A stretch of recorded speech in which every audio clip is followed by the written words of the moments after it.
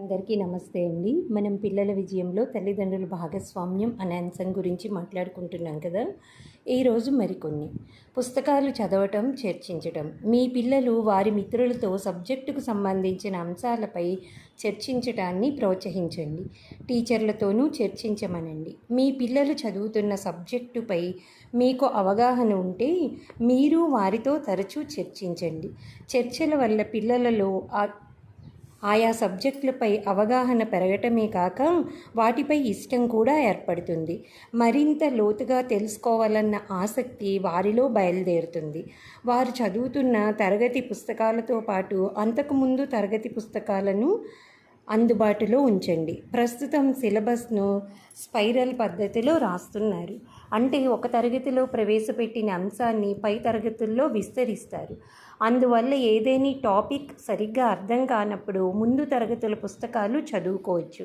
మిమ్మల్ని ఏదైనా వివరించమని మీ పిల్లలు అడిగితే దానిపై మంచి అవగాహన కోసం మీరు ఆ టెక్నిక్ను అనుసరించవచ్చు. అలాగే సబ్జెక్టు డిక్షనరీలు మీ పిల్లలకు అందుబాటులో ఉంచండి. సులభ శైలిలో రాసిన రిఫరెన్స్ పుస్తకాలను అందుబాటులో ఉంచండి. మీడియాలో వారికి ఉపయోగపడే టాపిక్స్పై వచ్చే ప్రోగ్రామ్ను వారితో కలిసి మీరు చూడండి, చర్చించండి.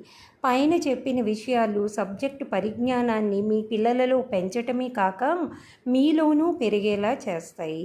సమయాన్ని సమర్థవంతంగా ఉపయోగించుకోవటంలో మీరు మీ పిల్లలు ఎంతో తృప్తిని పొందుతారు. పుస్తకాలను ఎంత ఎక్కువగా చదివితే అంత మంచి విజ్ఞానవంతులు అవుతారు. స్వంతంగా నోట్స్ తయారు చేసుకోవటం. మీ పిల్లలు స్వంతంగా నోట్స్ తయారు చేసుకునే అలవాటును పెంపొందించండి. దీనివల్ల అకాడమిక్ పరీక్షల్లో అయినా పోటీ పరీక్షల్లో అయినా మంచి ప్రతిభ కనబరుస్తారు. Guides, question బ్యాంక్స్పై ఆధారపడనివ్వకండి.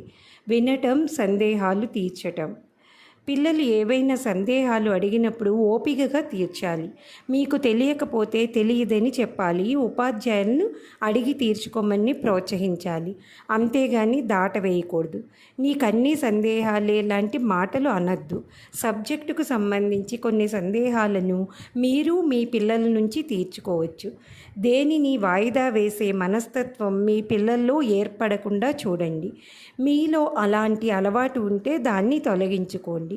ఏవైనా సభలు, సమావేశాల్లో మీ పిల్లలతో కలిసి పాల్గొన్నప్పుడు సభలో మీరంతా లీనమయ్యే అలవాటు చేసుకోండి.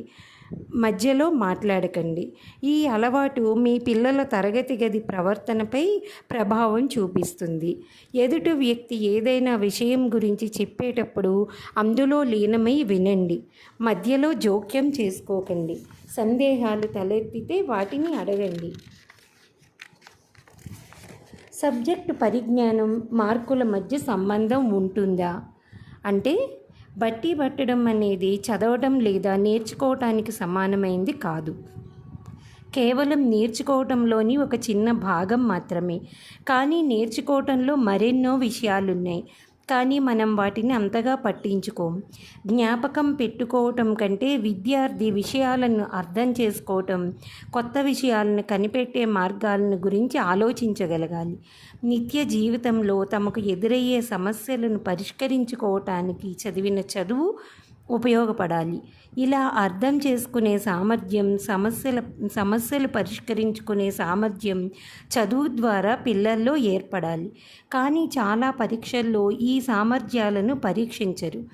పిల్లల్లో కేవలం బట్టి పట్టడం మినహా మరే పద్ధతిని ప్రోత్సహించని విద్యా పద్ధతుల్లో మనం ఇరుక్కుపోయి ఉన్నాం.